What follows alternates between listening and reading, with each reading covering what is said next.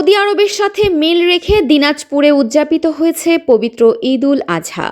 বুধবার সকাল থেকে জেলার বিভিন্ন স্থানে অর্ধশতাধিক জামাত অনুষ্ঠিত হয়েছে। দিনাজপুর শহরের একটি কমিউনিটি সেন্টারে সকাল ৮টায় ঈদের প্রধান জামাত অনুষ্ঠিত হয়। এতে ইমামতি করেন মাওলানা আব্দুর রাজ্জাক। জেলার নিউ টাউন, ফুলতলা ও ইসলামবাগ সহ বিভিন্ন উপজেলা ও গ্রামে এভাবে প্রায় ৫০টি স্থানে ঈদের জামাতের আয়োজন করা হয়।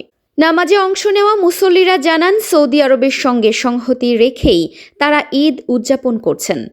আলহামদুলিল্লাহ, আজকে আমরা সালাতুল ঈদের নামাজ আদায় করলাম এবং কিছুক্ষণ পরে আমরা কুরবানি করব। আমাদের উদ্দেশ্য হচ্ছে আল্লাহর সন্তুষ্টি অর্জন।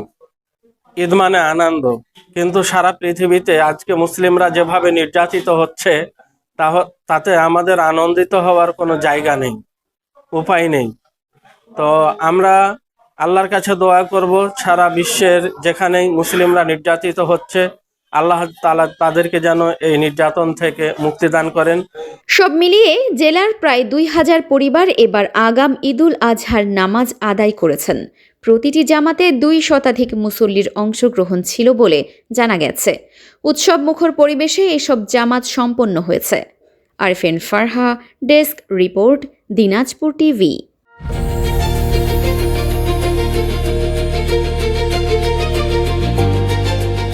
দিনাজপুর টিভি মানুষের জীবনের কথা বলে।